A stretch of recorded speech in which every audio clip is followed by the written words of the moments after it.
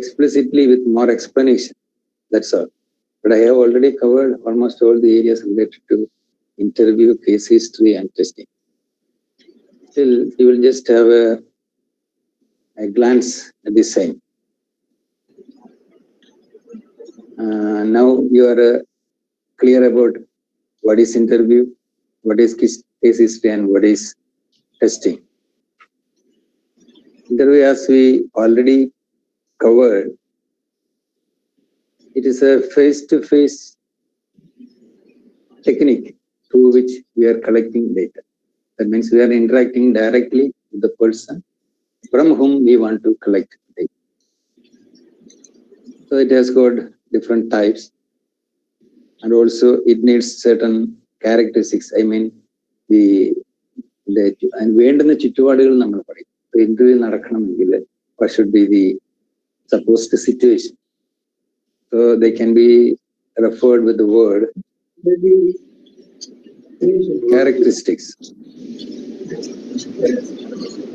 അവിടെ പ്രത്യേകം പറയുന്ന ഒരു കാര്യമാണ് ആറ്റിറ്റ്യൂഡ് ഓഫ് ഇന്റർവ്യൂവർ ആൻഡ് ഇന്റർവ്യൂയി. നമ്മള് ആറ്റിറ്റ്യൂഡ് അല്ലെങ്കിൽ മൂഡ് എന്നൊക്കെ പറഞ്ഞ് റെഫർ ചെയ്യുന്നത് പർട്ടിക്കുലർ ടൈമില് ഈ രണ്ട് വ്യക്തികളും മാനസികമായിട്ടും ശാരീരികമായിട്ടും നിലനിർത്തുന്ന ഒരു അവസ്ഥയാണ്.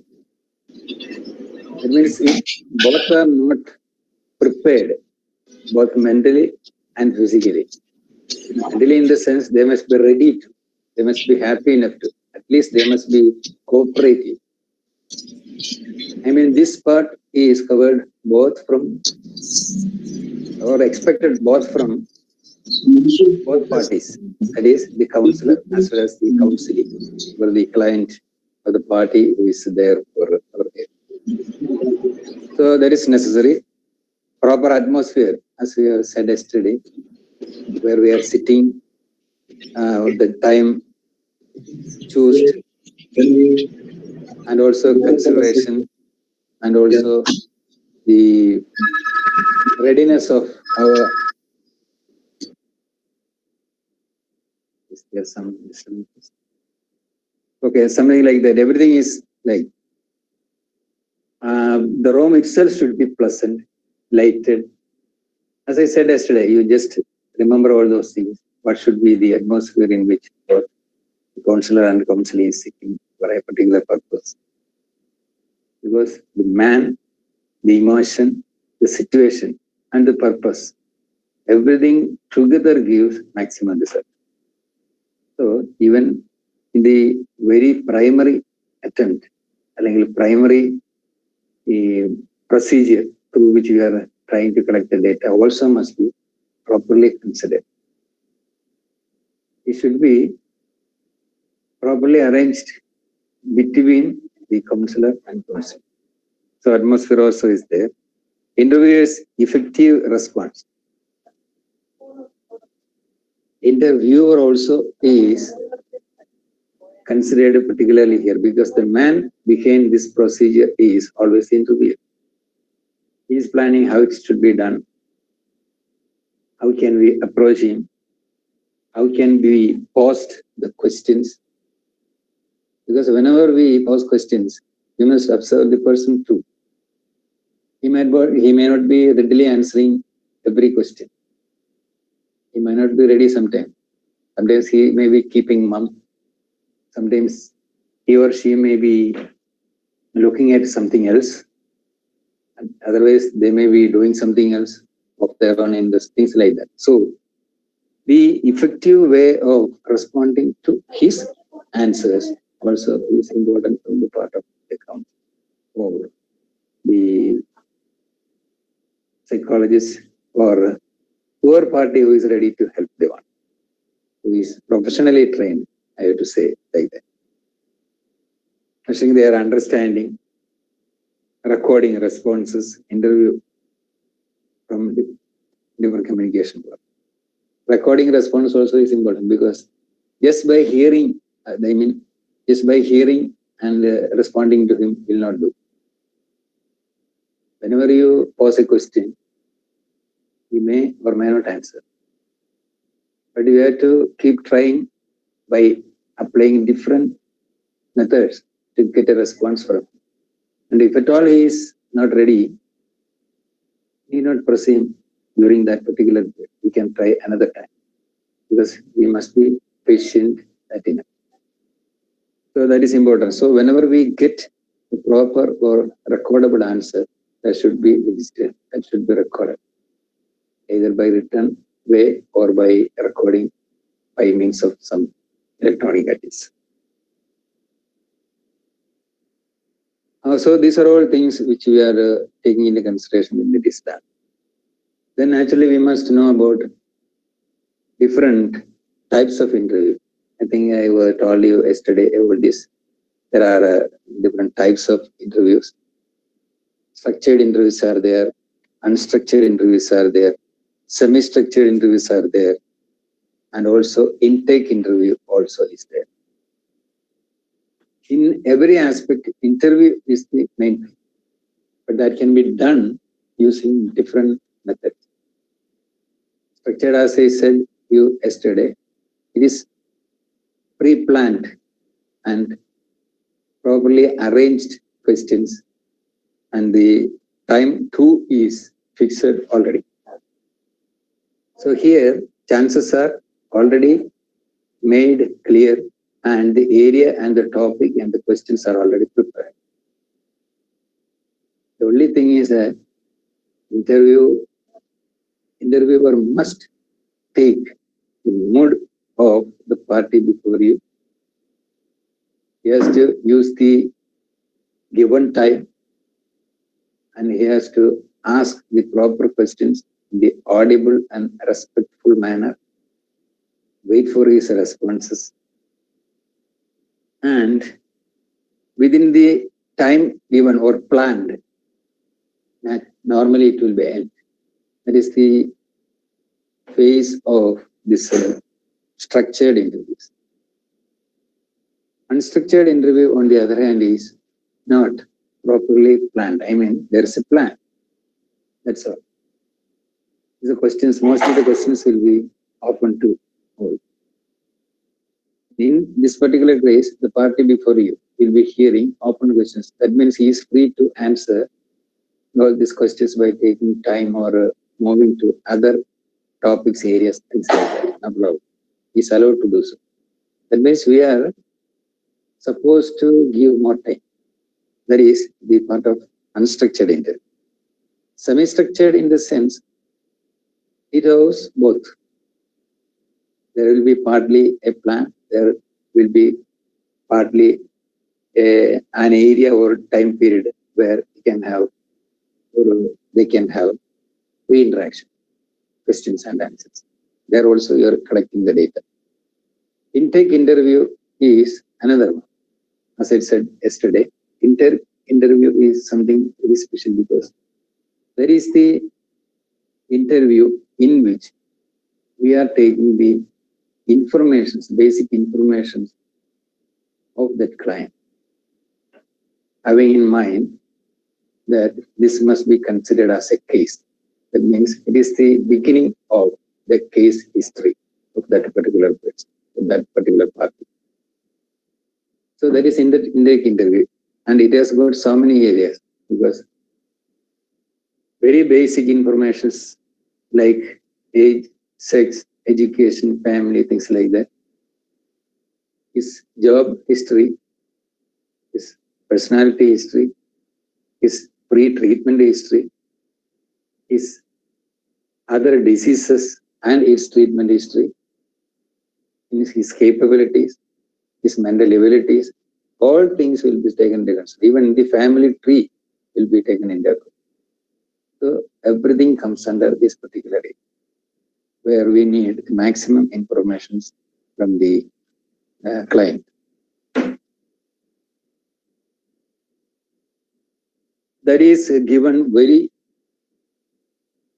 detailed in your textbook. Case history taking format, identification data, that is the primary data. Then problem, when did it start, duration of the problem, intensity, things like that. I don't think that I must explain all those things. You can just go through it and get the topics itself, because all are given by area wise. Personal history like birth, development, his school history, medical history, everything like that. Sexual occupation history, that also is taken into consideration. But here, you need not expect a complete cooperation because of the society and the taboo we are holding regarding the sex and sexuality. So that may take time, and only he may be cooperative gradually. Sometimes he may say, sometimes he may not say, sometimes he may partly say, sometimes may keep mum for the time. But we will get to it after you are having a rapport with him later. Then family tree. I hope that you know and clear about the family tree, because all in the family, previous, current, and if there is somebody more, that also will be added. And MSc, mental status examination, that is particularly taken into consideration. MSc in this sense is behavior, thoughts, speech, perception, everything. Behavior, how do we act here and there? Thoughts, what the way he is thinking about the situations, the persons. That means how do he look at others, speech. How do how his communication skills are. He is continuously, is he talkative, is partly talking, or he is interested only in those who are interested in him, things like that. How do he communicate or she communicate? Speech, is it continuous? Is it using only syllables or one word answers, things like that? And also perception, how he is looking at the situation, persons, emotions, feelings, interests, things like that. Perceive. How do one person looking at the situation, that's all. And also higher mental processes. Higher mental process means that is basically the term used will be cognitive aspect. All those processes, intelligence, memory, attention, concentration, insight, things like that. So those are all the higher mental processes through which a person is coming out with clear-cut thoughts and activity. That's why we are concentrating on whether if such areas are clear or affected, something like that. And psychological examination. In that one, we can come to a conclusion where, not a conclusion actually, after getting all those informations, we can come to a diagnosis, either permanent or casual. It is not clear, that's all. From where we have to start? Tentative in the sense, that's all. Then according to that, we are going for a prognosis, a plan. Plan about the treatment procedure or further proceeding, how it should be done or can be done. Then we have to plan our counseling design. That is the capacity of the counselor, how to design. That means what should be the approach, how should be the counseling done, how many sessions may be necessary for this person. How can we start with, what are the procedures to be,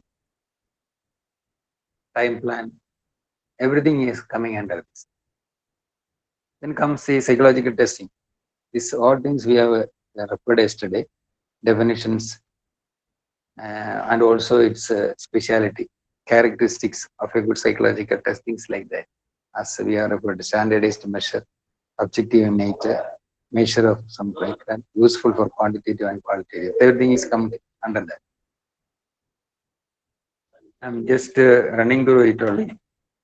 And classification of tests is there.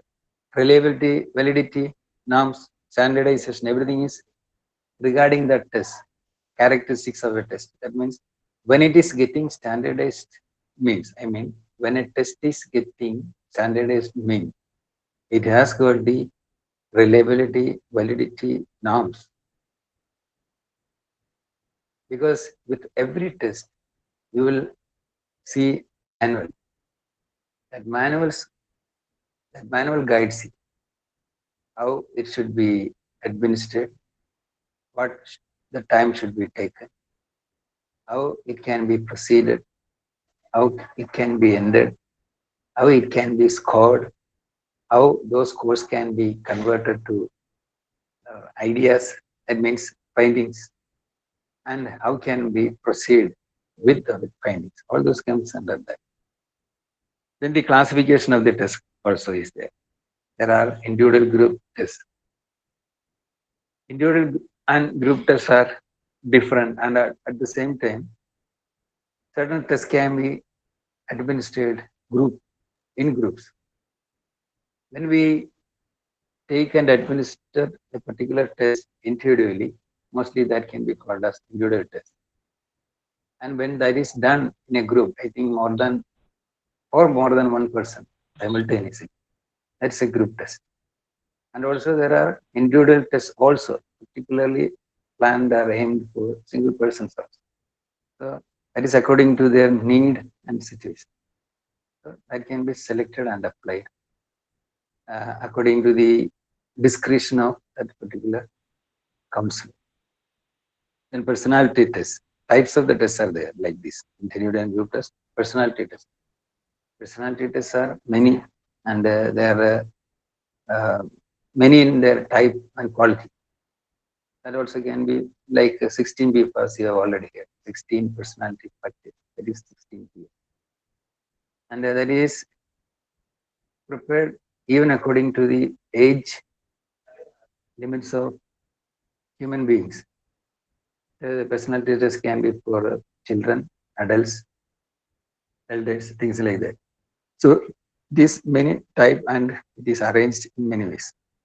And another group is, I told you yesterday about the projective test, Rorschach blot, thematic perception test, incomplete sentence blank. All those things are coming under this kind of test.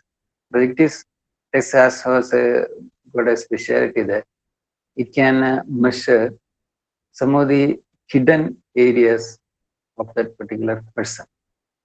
That means when some other tests are applied, naturally they may be answering with yes or no, true or false, or putting a tick mark by choosing the answers, right answers. They feel that's all. No, it's not a right answer.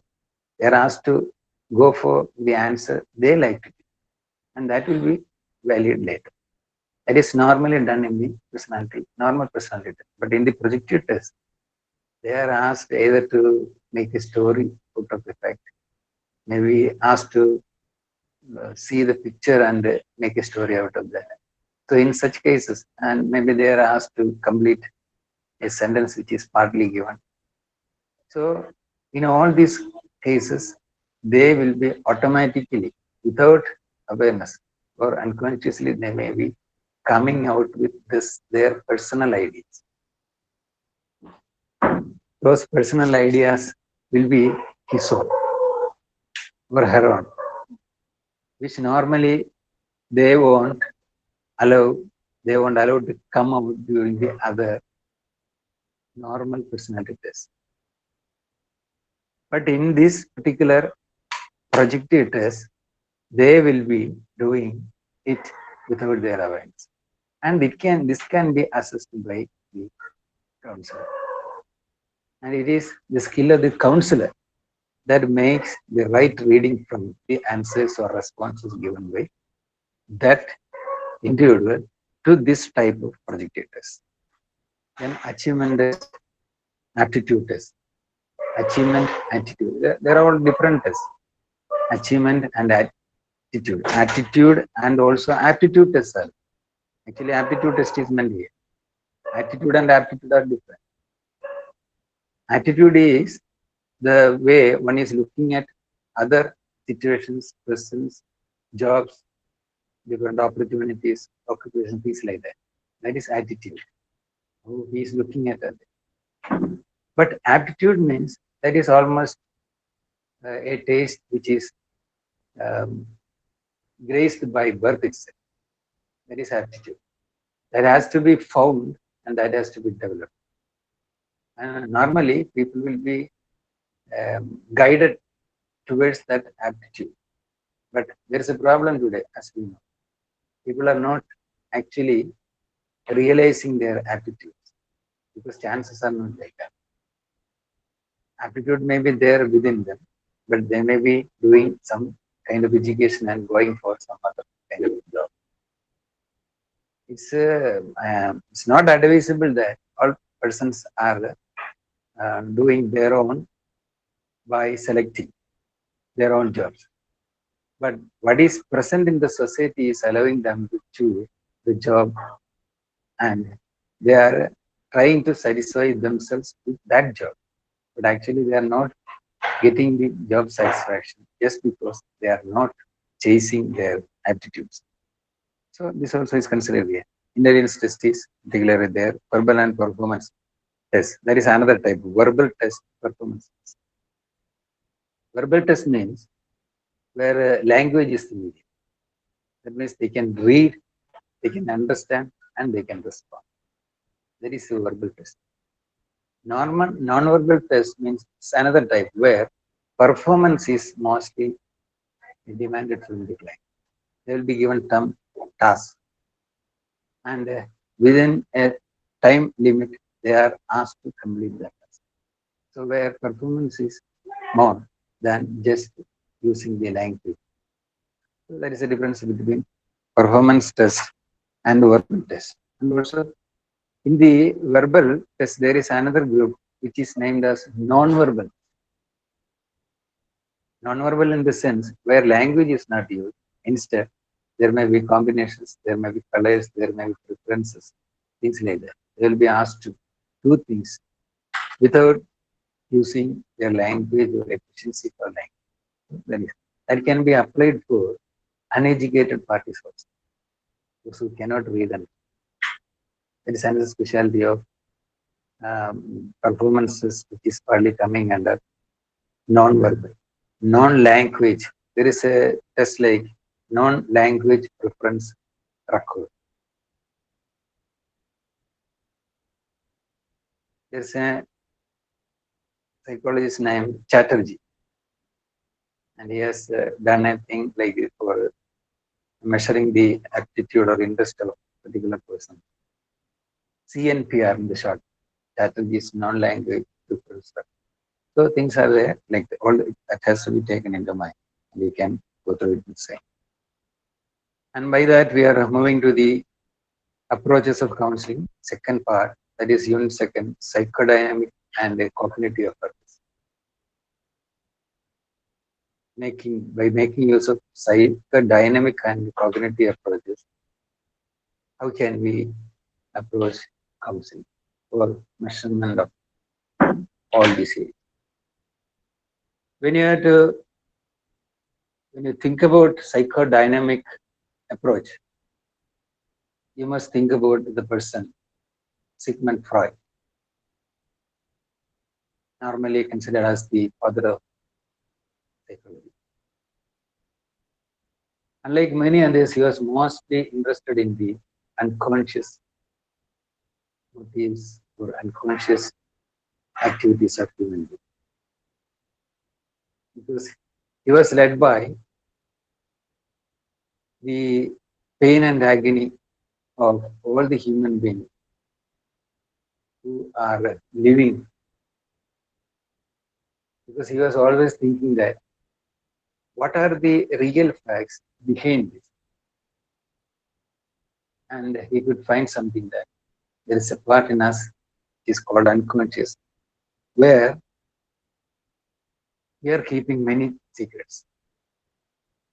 We are keeping many unwanted things. We are keeping many of our ideas or wishes which is left unconsidered or unsuccessful. Later in the life which is continuing, all these ideas or all these thoughts which are there kept in the unconscious will normally come out and influence our thoughts and activities. So he was very much interested in that, and he used many techniques. and he tried to explain our personality, our mind structure, things like that. So further, we have to think about Freudian thoughts regarding this, Freudian psychodynamic theory. He divided our personality, even mind, things like that. I have told you about a conscious level. Yes, he considered and he explained our mind as with mind with three areas: pre-conscious, conscious, and unconscious. And we are directly aware only with the conscious part. There is a pre-conscious level and also there is an unconscious level. It is comparing our mind picture to an iceberg, because iceberg has got this major part under the sea water level. Only a minor part is expressive. The human mind also is there, like that. He was comparing it to that. Levels of mental life, pre-conscious and conscious. It is given there, conscious, pre-conscious, and unconscious. So unconscious is making use of a human mind maximum as he perceived it. So that's why he was more interested in relating human mind and structure to an iceberg. And also he found two kinds of energies with human beings.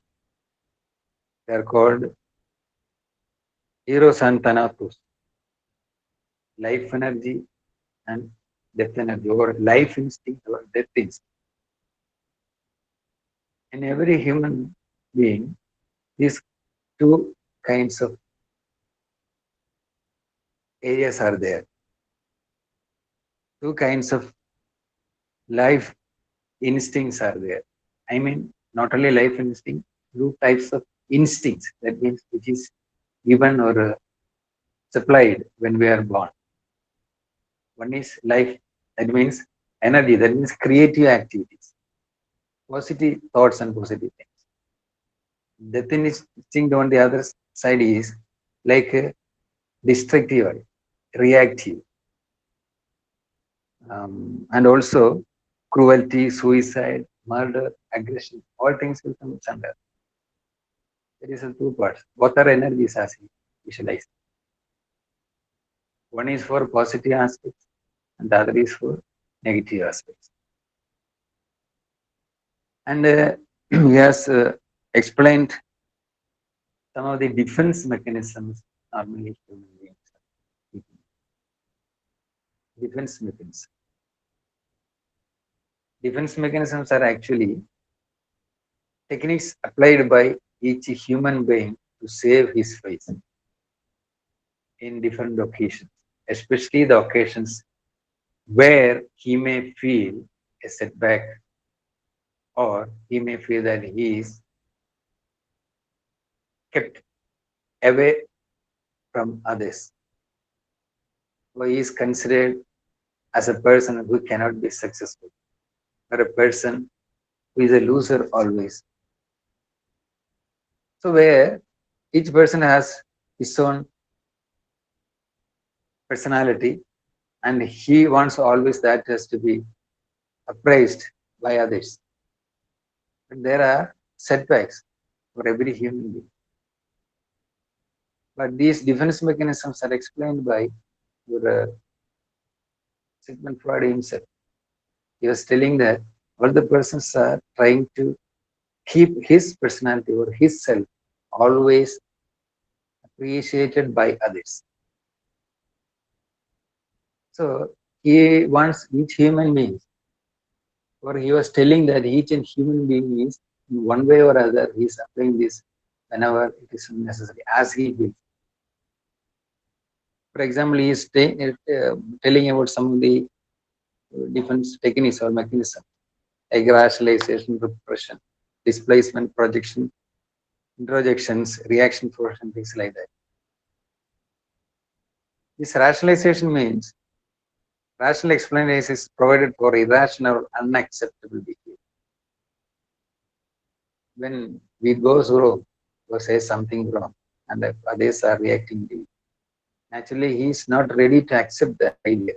Instead, he will be giving reasons to what he has done by rationalizing his activities or his words, or keeping on doing the same. Not due to this, just due to that, due to the other one, and due to the things. Like just like people used to say, it was very difficult to get more marks just because the question was very tough. He's not ready to say that, or ready to accept the fact that he was not prepared well to face the exam and get or score more marks. Instead, he will be either blaming his teacher for the situation, for the timetable, for the risk, things like that. Displacement means, I'm referring to some of them. Displacement is something that we are shifting emotional reactions from one person or situation to another. അങ്ങാടിയിൽ തോറ്റതിന് അമ്മയോടെന്ന് പറയുന്ന മലയാള പാചകവർത്താണ്. അങ്ങാടിയിൽ തോറ്റതിന് അമ്മ. That means the person will be in trouble to react to the real element because just because he cannot do that to that particular element. So he may be tracking, or he may be allowing his reaction towards a lesser competitive object. That's why in the classroom, the teacher, when the teacher is doing negatively something against, or talking something negatively against the student, actually that student cannot react to that teacher in the classroom in front of others. Instead, he may be reacting his depression or his anger to another person in the class, probably with no further or proper causes also. But he also may be stunned looking at the reaction of this friend to him, just because he does not know what the cause. Actually, the cause was that teacher scolded him and he was not in a position to react to him on that particular moment. After the time when he was keeping the same negative aspects in mind, and he chose a lesser reactive friend to act. നമ്മൾ സാധാരണ കാണുന്ന ഒരു കാര്യമാണ്. വീട്ടിലാണെങ്കിൽ ഇത് തന്നെ കാണിക്കാറുണ്ട്, അല്ലെങ്കിൽ നമ്മുടെ ജോലി സ്ഥലത്താണെങ്കിലും കാണിക്കാറുണ്ട്. ബോസിനോട് റിയാക്ട് ചെയ്യാൻ പറ്റത്തില്ലെങ്കിൽ നമ്മൾ ഈക്വൽസിനോട് അല്ലെങ്കിൽ ഹ്യൂമനോട് റിയാക്ട്, അല്ലെങ്കിൽ ഓഫീസിലെ ഒരു പരാജയത്തിന് വീട്ടിൽ നിന്ന് മക്കളോട് ഭാര്യയോട് തട്ടി, അല്ലെങ്കിൽ ഭാര്യയ്ക്കാണെങ്കിൽ ബുദ്ധിമുട്ടുണ്ടാകുന്നുണ്ടെങ്കിൽ she will react in the kitchen itself. So everything is there. So that is like thing. Projection is another one where he is attributing the failures on others. It's not due to me, it's due to him. He is not ready to accept the failure. It means the fact that it was a failure due to him, actually. But he is not ready to accept that. Instead, he will be pointing at others that it was due to him. Otherwise, it would have been success. That is projection. So, sidelining his faults and bringing to light another person or another activity.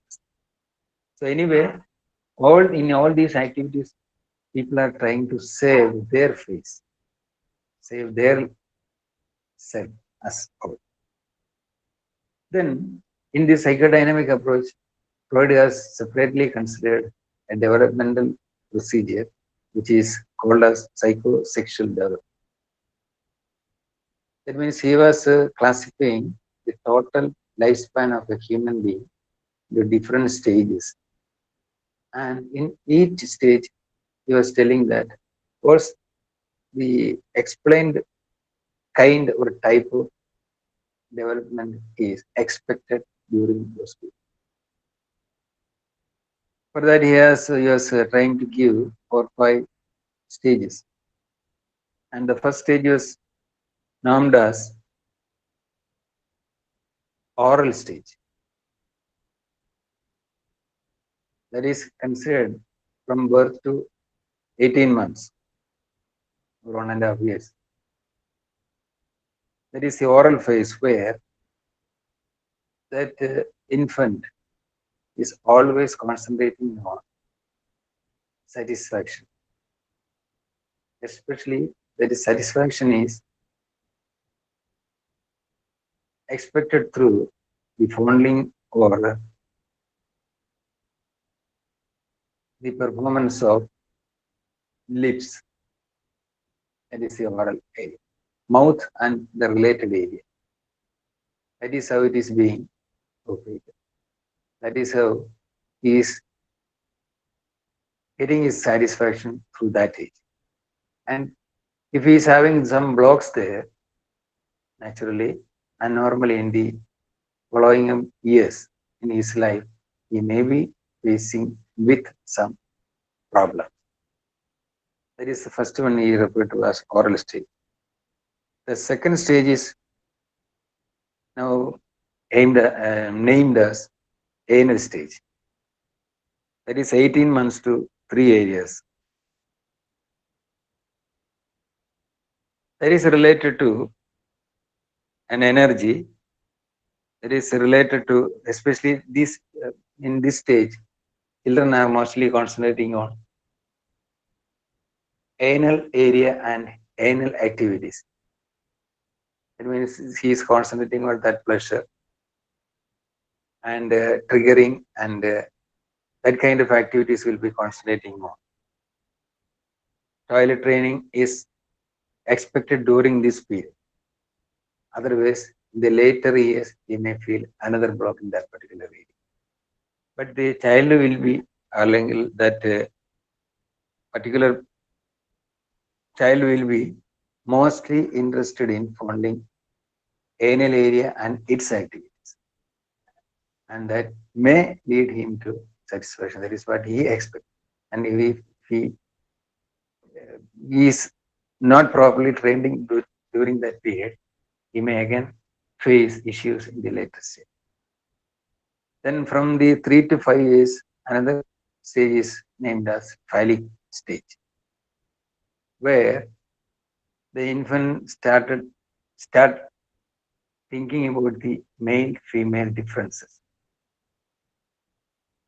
Physical, they start sensing the changes in the physical appearance. And also, in this stage, two complexes are being referred by Sigmund Freud. One is called Oedipus complex and the other is called Electra complex. Oedipus complex these are all coming after Greek mythology and Greek myths, Oedipus and Electra, prince and princess. Oedipus here means in that particular stage, boys and girls are getting more attached to their opposite sex parents. Boys may be getting more attached to mothers and girls may be getting more attached to fathers. And in a way, they are even ready to react to the other person. I mean, between father and mother. So that is just a feeling level. It is not a disease or something like that. It's a feeling there where they feel a possessiveness regarding the opposite sex. That's all. So one is called Oedipus and the other one is called Electra. Both are considered as complexes. And that has to be properly dealt in that particular period. And that also, if they are facing some kind of an issue during that period, that also can cause issues in the later stage. Then the other one is latency period, 5 years and above. 5 years to puberty. That means this is the particular stage in which they start feeling and experiencing about the sex and sexuality. Sex and sexuality. The libido energy is channelized into non-sexual activities like athletics and peer relationship. Because in this particular stage, libido, that means sexual energy, it will be mostly dwelling in them. So naturally, at this period, they will be expecting some kind of a practice. So instead, they will be channelizing their energy into other programs like athletics or making more friendship or making more friends with such kind of activity will be taken into consideration. And if it is not properly managed during this period, that also can cause sexual problems later. Even deviations also can be considered happening during this time. And the other and last one is genital stage. And here, the persons, that means puberty to the end of life, puberty till the end. That means there he or she completely feels as a fully turned human being who is able and ready for sexual activities, reproduction, things like that. Even there will be plans or attempts for enjoying sexual pleasure during this time. All these are different stages given by Sigmund Freud according to his theory. That means these stages can take place in every human being's life, and that should be properly considered, and also that should be properly dealt with. And if it is properly done during all these stages, the person will grow into a fully grown, effective human being. Otherwise, he will be facing issues when he is growing. So those are all the stage-related psychosexual stages of development. The new Freudian, this is the main area. Other psychologists who followed him made a different angle and vision in the later stages. They were not going together with the ideas and perception of Sigmund Freud from this particular point. That's a different story. Then we have to move on to his theory of personality. As we have seen, he has made three parts in our human mind, like preconscious, conscious, and unconscious. Like that, he made three areas or identified three areas in the personality of a person also. He was using three terminologies for it. The one is id, the second one is ego, and the third one is superego. Id, ego, and superego. Don't use ID. It is id. Everything is there by birth, as he says, but they are coming up gradually. First appearance of the personality is, as he utilizes or explains, it is id. It is a source of all basic inherited drives and instincts. The source of all the inherited drives and instincts. That means by birth we are holding on. And it is acting upon pleasure principle. That means here the personality part of that person is always trying for gratification of his wishes. Not bothered about others or laws or legality or things like that. Whenever he feels a vision, feels something, or when he is wishing for something, he wants to get it gratified at the earliest. For that, this part of the personality will be struggling more. So normally it is stated like this. It is acting upon pleasure principle, where pleasure is given the first foremost importance. And gradually, when it is acting like this, a princess, in the personality of a person, there will come another development which is called as ego. That is a development which is happening when the id is mostly in action.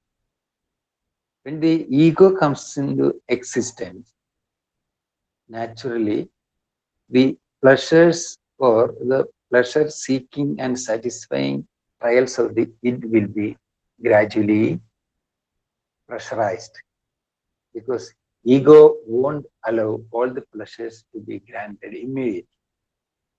Instead, ego will state that it's not made like this. It should not be done here. He's taking into consideration some reality. So normally we say that ego is acting from reality principle. So here the ego will be standing against, in a way, it for all the pleasures is putting forward. So he will say that no, it cannot be allowed now. This cannot be done like this. We have to consider what is around us, things like that. Reasoning will be there. Ego will be asking for that. And when this comes, there will be a trouble. There will be conflict between id and ego. So if that has to be clear, that has to be made into a proper leveling, there will develop an emergence or an offshoot of this as superego. So superego will be considering so many other factors. Here we going for principles, moral principles, what is existing in the society, or the activities of the others, everything. So total plan will be taken into consideration, and the superego will control both by considering the reality and also moral principles.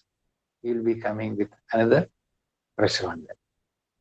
So a person formulates or develops his personality by going through all these parts of his personality: id, ego, and superego. And gradually that will give a planned and developed self that formulates his personality.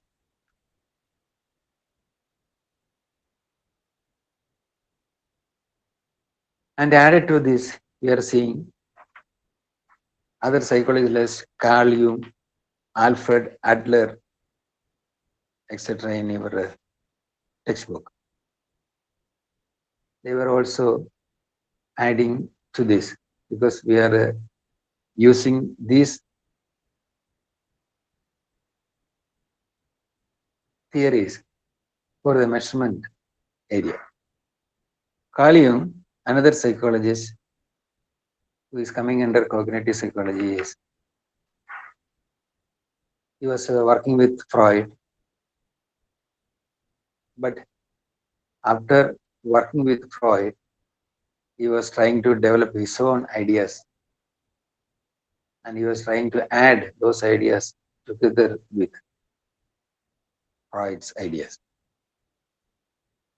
He was talking about collective and personal unconscious, which was not done by Sigmund Freud. Psyche is the combination of consciousness and unconscious. And the unconscious is again divided into collective and personal. And Freud was mostly interested in the unconscious. But he was trying to say that it is a combination of both conscious and unconscious. They together act, and that will make the person into a good grown-up personality.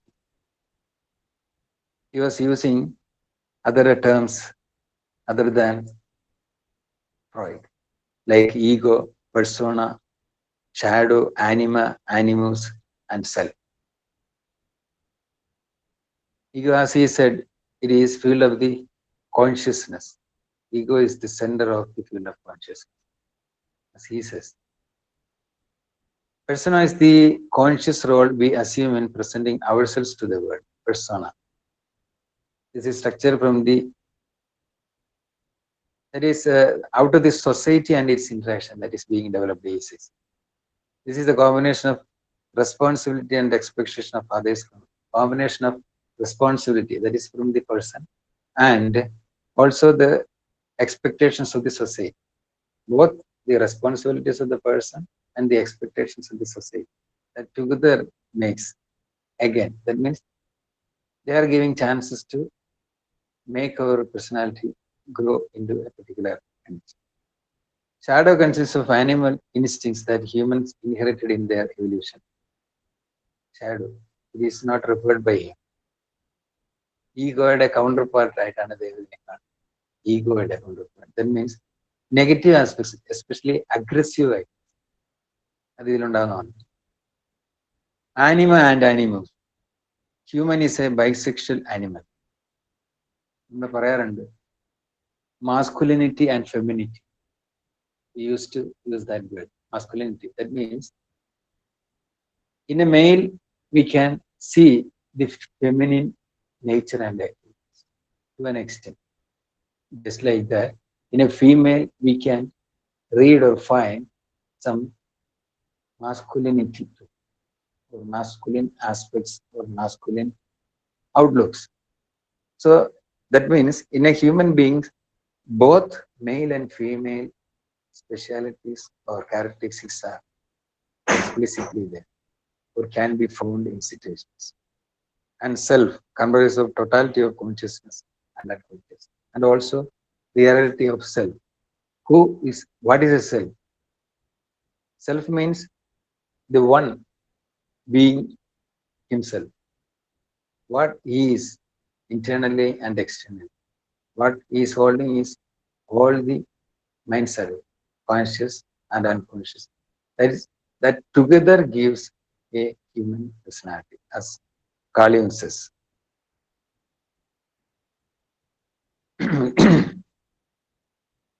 To explain this, Carl Jung said about some major constructs of psychological types, that is introvert and extrovert. Introvert, extrovert means we used to hear these words normally used by others also. Introverts are mostly concentrating on personal, their own activities, their own thoughts, their own thinking. Everything is related to them. Intro, mostly concentrating on them only. That is introverts. Always looking into himself, his own activities, his own areas of work, his own relationships, things like that. Whereas extroverts are always going outward, that is going interacting with others, always interested to be with others, always interested to work with others, outgoing type. So one is intra and the other is extra, which is not given by the Freud. And complexes, archetypes, personal unconscious and collective unconscious are the added constructs by you, which is given in detail in your text. Please go through it again. And in that array, now we can see another person who is called Alfred Adler. He was most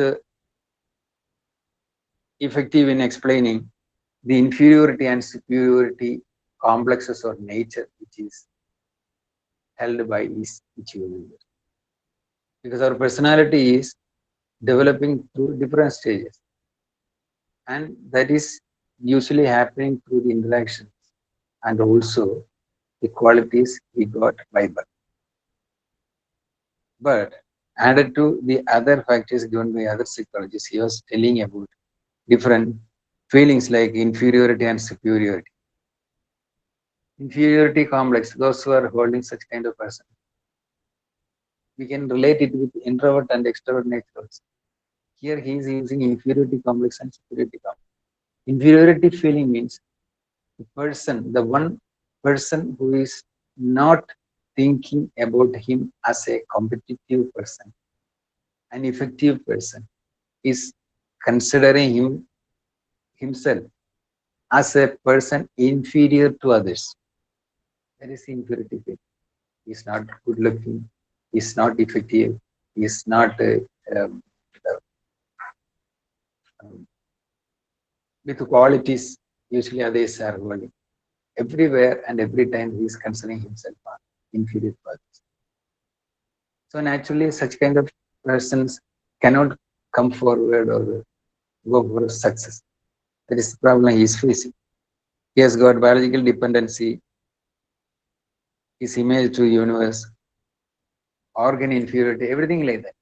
In short, he cannot see himself as equally important, at least important when he is comparing himself to others. And the other one, other set of beings is superiority, having superiority. They may be expressing their qualities quite in the opposite. The other one is always looking at himself as inferior to us. But this group of people will be always feeling themselves as superior to others in every aspect. And they are trying to exercise the same on others also. That is the thing. State of the other case is a state of dependency. In this case, it's a case of controlling. That is a superior nature. Both these are extremes. But he was trying to show us this extreme in when he was preparing his own theory on personality. Social interest, lifestyle, and birth order. Birth order also is having a special importance because he was trying to find the importance of birth order. That means the first born, second born, third born, and the importance and the chances given for all these people or children while they are growing. What will be the consideration given for the firstborn?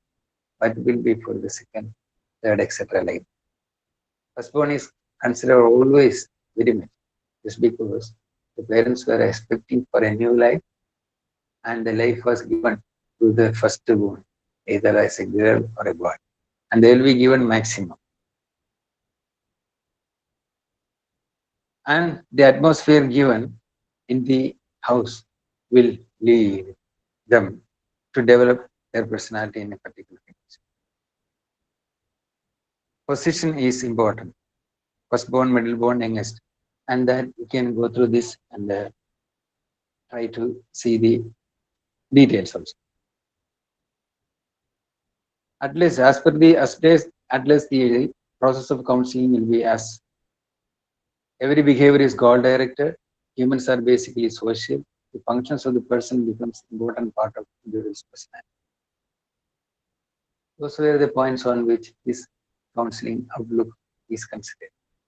Because every behavior is goal directed. That means every human being is acting with a goal in their mind. That means human beings are always aiming at something. Probably we may not be finding explanations from people when they are asked most of the time. But each and every activity of a human, that is how he explains this. Each and everyone is always making movements or struggling himself to reach something or reach somewhere. That is one thing. Humans are basically social. And it's a social animal we used to say. That means he is always interested in living together with others, in company of others, in a relation with others. That means he needs interaction. He's always expecting to be with other people. So basic nature is group living. No man can live alone. That is what he is saying. The functions of the person become the important part of an individual's personality. Functions in both ways, his activities, his planning, and also his way of doing things. That creates, considered as the important part of indiscipline. That makes a person develop his personality into a refined one. That decides how a person is growing. Based on this, Atlas has come up with the goals that are put for the counseling as given below. Encouraging social interest to help the person deal with feelings of inferiority, modifying the views of the client to make the client feel that he is equal to others, to change the faulty motivation, to make the clients aware that they should make some contribution to the society. These were the points he was aiming at. So if you are considering his theories and if you are planning for a counseling, these must be the areas where the client can be guided. That's why encouraging social interest instead of being alone or inferior. Considering the fact that man is a social being, motivate him for more interactive living styles. Help the person deal with the feelings of inferiority. Instead of thinking over and over about his negative aspects, we are making or supporting him to think about what is positive in him so that he can be effective. Modifying the views of the client. If a person is inferior and looking down always, his plans for the lives or activities will be inferior. So instead of that, by encouraging him, by pointing out the positivity in him, try to modify the views of the client. That also can be included in the himself. To make the client feel that he is equal to others. You not say that you are superior to others, but instead of inferior feeling, we can make him to think to a level where he is at least considering himself as equal to others. Other, otherwise, at least as equal to many. That gives him a chance to improve his personality, to change the faulty motivation. Normally, inferiors plan for life and the motivation they are creating will not be that strong. So, if you are trying to remind him about his positivity and personality, we can even make him more strong by correcting his motivation and its activity. To make the clients aware that they should make some contribution to this. If one is feeling inferior himself, he cannot be successful in life as well as he cannot be a good person or contributor in the society. So first he has to strengthen himself, he has to feel that he is not inferior. And by that we can change his thinking pattern, he can make his motivation replan, and also he can make him aware that he has got a responsibility to share his capabilities with the society for the development of the society. By that, we can make that person feel himself important, at least one of the important human beings. So that was the thing. Adler identified 2-3 stages for design. Establishing the relationship, as we say in the counseling, establishing a relationship. Adlerian therapists used to do all these things. Establishing, first one is a relationship. A good relationship. That means we are giving him a chance to think himself as considered, as accepted. And we are giving him a chance to look into himself as something important or somebody important who too is holding so many positivities. That was the first one. Exploring the individual's dynamics, where subjective and objective interviews is applied. And we are trying to go through his priorities, like inferiority, superiority level, need for control, seeking comfort, those who wants to please others. All these areas are properly treated and covered, digged and covered. So in the when we come to the phase 2 of exploring the individual's dynamics, as we already know, personality's nature itself is dynamicity. Each man is unique, and every person's activities will be varying from time to time, situation to situation, and even from person to person. So that dynamicity of the personality will be taken into account here, and that will be ignited for a betterment. And the third phase is encouraging self-understanding and insight. Self-understanding and insight. See, those who think about themselves as inferior will be always holding a weak personality. They won't be taking initiative. They won't be interactive. They won't be capable of sharing or taking the responsibility. So in that case, we are encouraging self-understanding and insight. That means we are making this kind of personalities by showing down their specialities, the capabilities they are holding about which they were unaware, by giving an insight into this personality after having the sessions of different sharing. Whenever sessions are going on, through the sharings, the psychologist has to, or the counselor has to find the positivity in this person, which is unknown to him, but which is known to us through his explanation. We have to identify them, and you have to give him reflections, insight into him, so that he can at least understand that those were qualities which was there in me, about which I was not at all aware. So here, as I said yesterday, here we are actually playing the mirror part by showing him what he has got. Mirror in the sense, mirror never tell lies.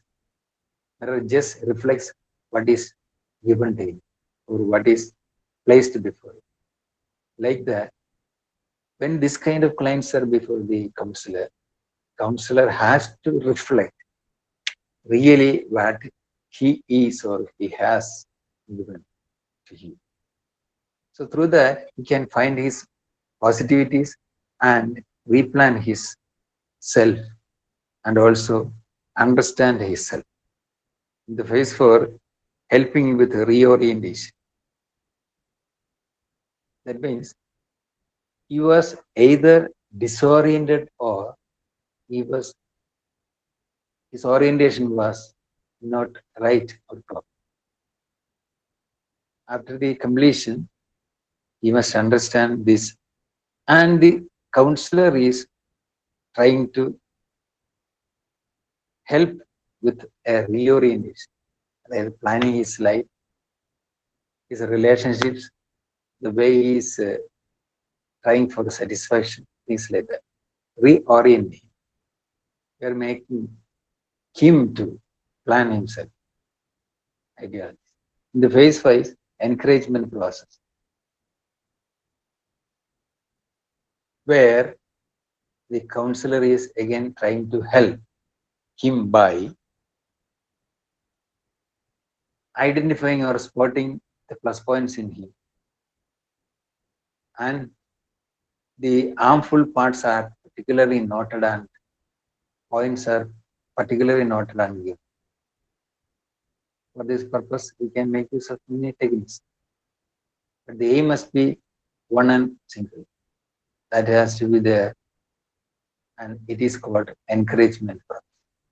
Encourage in the sense, that means when a person feels himself discouraged or weak when he is trying to interact with the community or other person,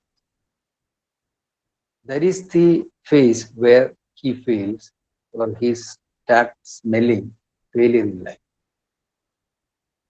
So when the psychologist or counselor understand his condition, in the fifth stage of this fifth phase of this counseling session, naturally the counselor has to encourage by noting down his productivity, positivities, and ability.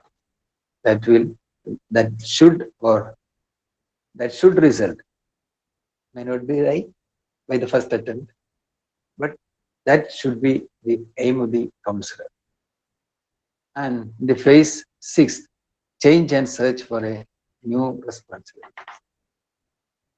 And if we are making him turn himself like this, at the last, we are making him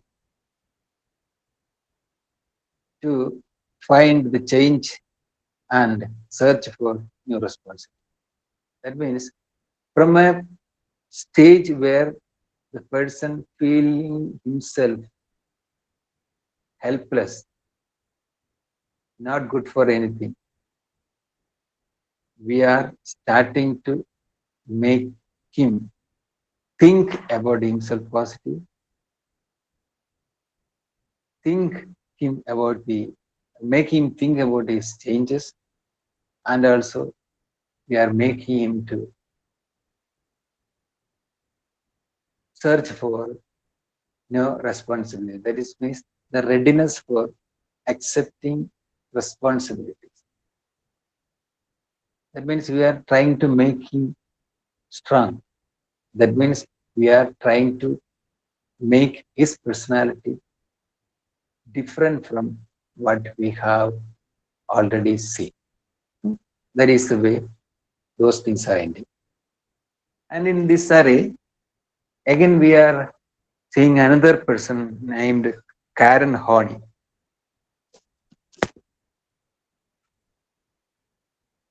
Karen Horney also was attracted by Freudian theories, but Horney's ideas of neurotic mirrored those of the Adler in device. Neurotic temperament was considered another way. Neurosis as the attempt to make life bearable as an interpersonal controlling and coping technique. He was considering the neurosis the best that exists today.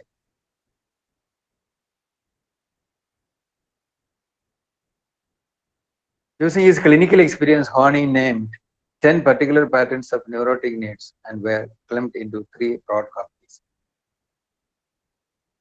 aggression, withdrawal, compliance. Compliance, aggression, withdrawal. Compliance means there is an ability in us to get adjusted to the society. Whenever we are working in a group or in a scenario, our movements will be in compliance with the others. That means since majority are doing this, since that session needs a particular kind of activity, means even if the person himself is not interested in that way of behavior, he has to get along with others. Compliance. So because the group, the whole group is doing the same, the person himself is trying to do the same with others. That is the first strategy, compliance, also known as the moving toward a strategy or the self-effacing solution. So where he is going along with others and doing his responsibility with others. One second broad coping strategy is aggression. These are all coping strategies. That means how to get along with others, how to get along with the group, how to get along with the society. That is coping technique. And the second one is strategy is aggression. It's also called moving against an expansive solution. Moving against. That means he's not going together with them, as we have seen in the formula. He is showing his own internal aggression towards. That means he is not ready to accept what others are doing as. So, as he explains, children's first reaction to parent difference is anger or basic hostility. Just because his personal interest is being blocked by others. If it is in the family, children will never accept the reactions of parents. Parents are reacting or showing hostility. So actually, basically, they are showing the hostility towards the parents just because parents have taken a stand against the wish and will of this child. So naturally, their first reaction will be hostility, and that will lead to anger and aggression. So the power of control, because each one wants to be controlled by himself, but he never wants to be controlled by others. When somebody trying to impose power upon them or control them, naturally their reaction will be aggression. So through aggression also they are trying to cope up with that situation. They may not be successful, but at the same time, this their developmental period, this will take place many times, and that will end up gradually in correction by the parents. And the final coping strategy is withdrawal. The first one, people are trying to get along with others by adapting the activities or behavior they are doing. The second one, they are not ready to accept the correction from others, but they are trying to react to it through aggression. But the third coping in, people are trying to have exercising the withdrawal. That means they are neither accepting nor reacting. Instead, they themselves are withdrawing. They don't want to take up the responsibility. Only recognize that children attempt to solve the problem by becoming self-sufficient. This includes the neural needs for self-sufficiency and independence, and those for perfection and unassailability.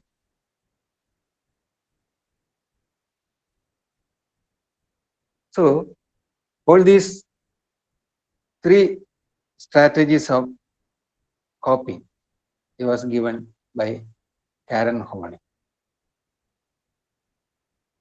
In this, he was thinking differently from what was explained by Sigmund Freud.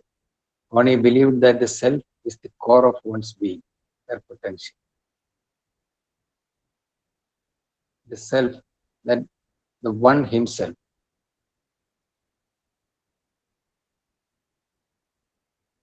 The healthy person's real self is aimed at reaching their self-actualization throughout life. On the other hand, the neurotic self is split into an ideal self and a despised self. Only a healthy self or a person having a healthy self can be successful in life, as he explains it. Whereas a neurotic self will be split into ideal and despised. There's a clash between ideal self and a real self. Ideal self means the self we would like to become. That is the ideal self. Real self is what the self really is. There is a difference. One is an ideal, it is ought to become, and the other is real, because that is what actually exists. That makes a difference.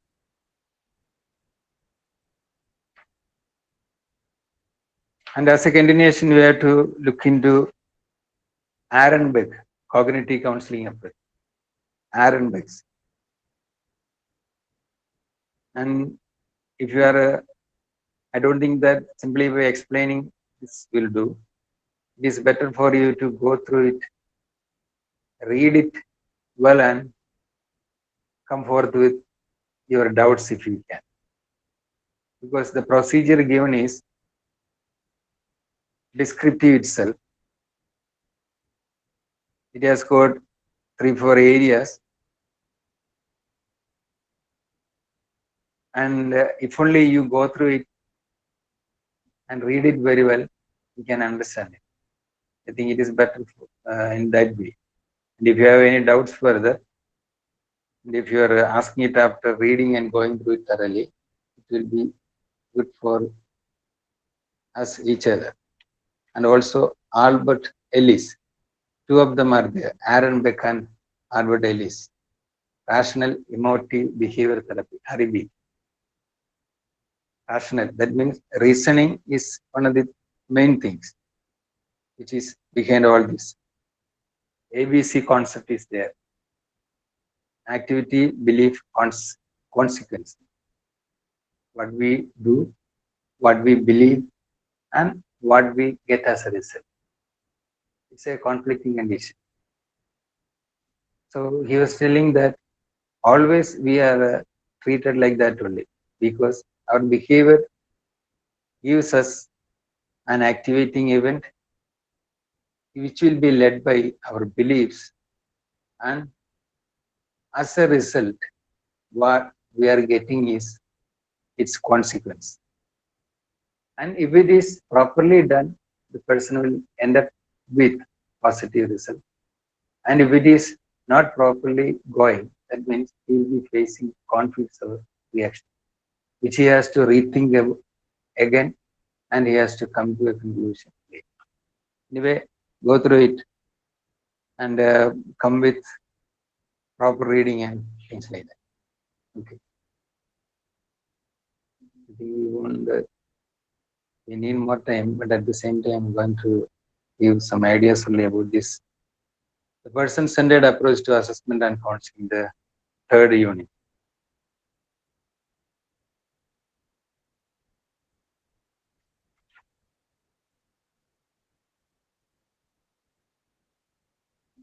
I think all are having your textbooks before you. It cannot be easily referred, and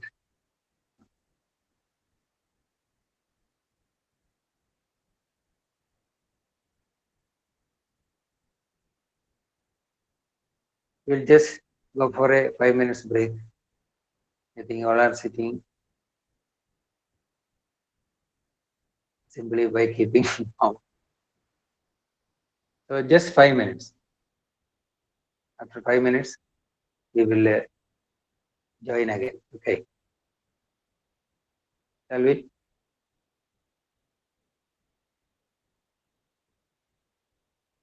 To concentrate on Carl Rogers.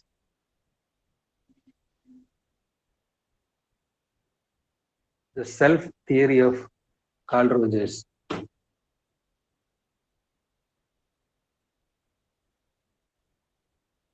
He was concentrating more on self, positive regard, and developing the self leads to actualization and fully functional person. This is one of the main qualities also we are expecting from a counselor. Unconditional positive regard. That means the counselor is readily waiting for a person to accept him or to receive him open-heartedly. As per the theory, it means that we should not put any conditions to welcome or accept a client who is asking for help. That is one of the basic necessities that only can make the person experience the trust, worthiness, and the guidance of the counselor. If only he is accepted as he is, that gives the real therapeutic value and also theoretical background for this unconditional positivity. It should be unconditional. It should be positive, which will make the client to think himself and to think together with the counselor, which will give him lessons about his self, positivity of the self, and the growth of the self, and the way the self led to the actualization process. That is what is self discussed or explained in his theory, Rogers' theory of personality. And also that Rogers' ideology of unconditional positive regard is considered very much and practiced very much in personal counseling session. As Rogers says, the theory of personality, we have got a developing infant, the self-concept, condition of worth, and fully functioning person. Everything is given in your textbook as in the order. The developing infant means the feeling in us. What infant experience is the reality. What he is experiencing will end up in the growth.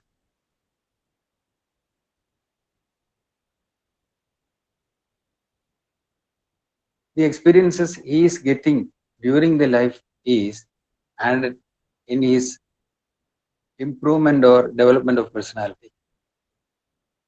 That gives values, negative and positive, during his experience. Where most negative aspects and positive aspects are being gradually developed.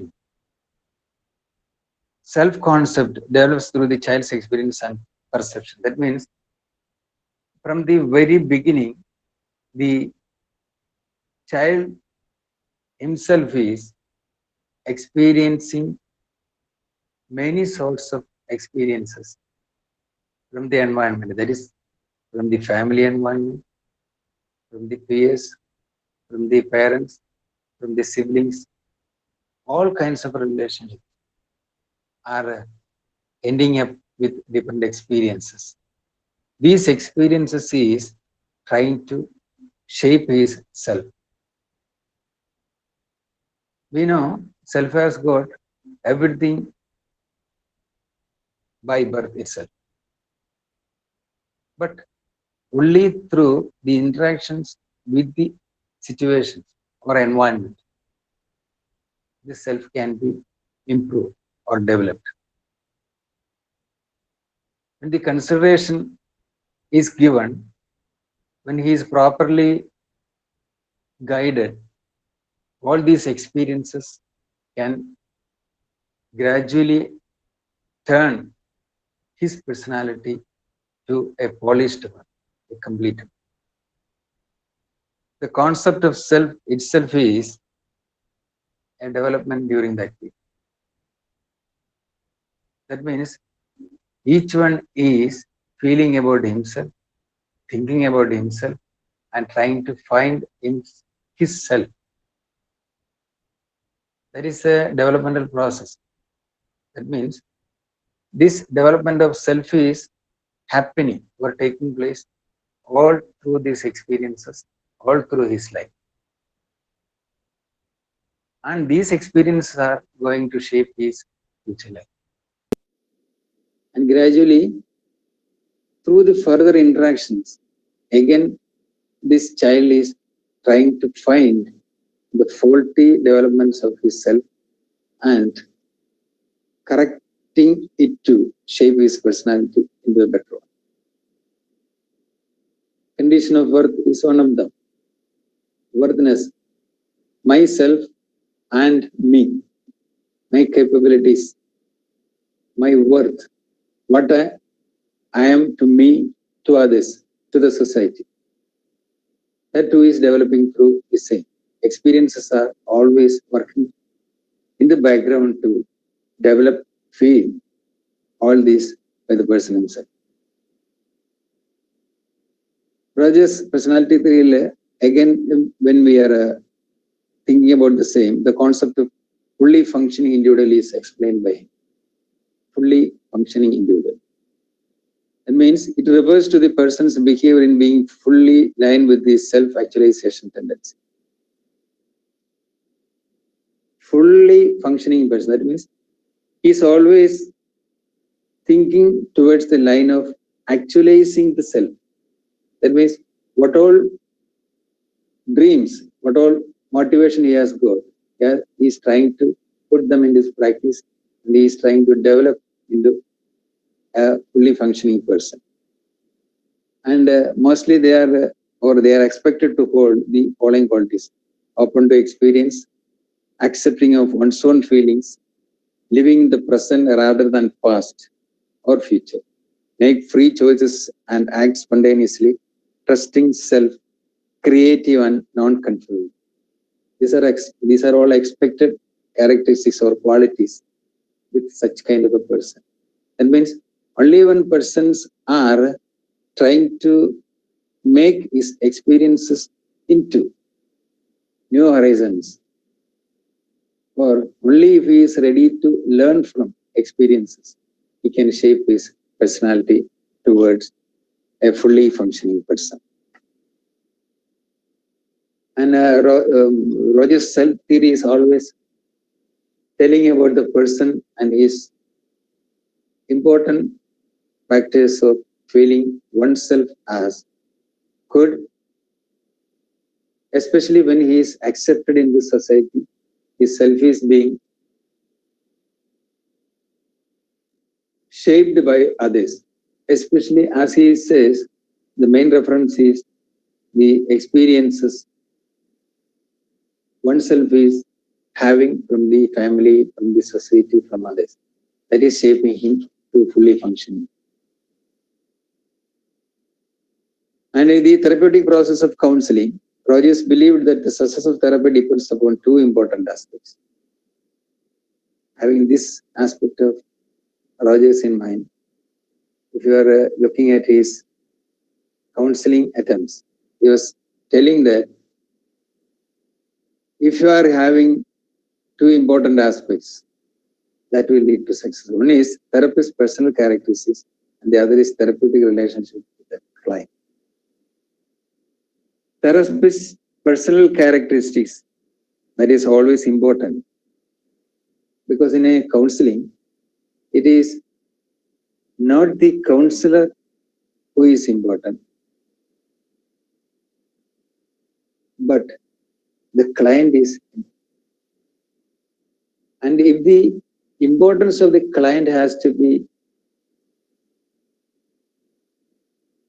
made more clear and more meaningful, the characteristics of the therapist, personal characteristics of the therapist has to be taken into consideration. As we already know, we know what a counselor should hold as characteristics and qualities and skills. the person-centered approach, if the therapist himself is not holding up his characteristics before the client, he also can think differently about us. And this will be taken into account, and it will be analyzed through the therapeutic relationship with the client. As we have already studied, the relationship between a client and counselor is not simply a friendly relationship. It is a therapeutic relationship. That means the relationship established between the therapist and the client is made for a particular purpose. And that purpose is based on helping, and that help is scientifically done. And after that help is done, we are expecting that relationship has to be broken or terminated for the time. That is why it is addressed as therapeutic relationship. The relationship which is established for a particular purpose. So that is the way it is being considered. The qualities that has to be described as it is given properly in the Rogers theory, and it is again it's your job to go through it and see it personally, because 2-3 terms especially used there is congruence, conditional, unconditional positive regard, and accurate empathy. Not only empathy, accurate empathy.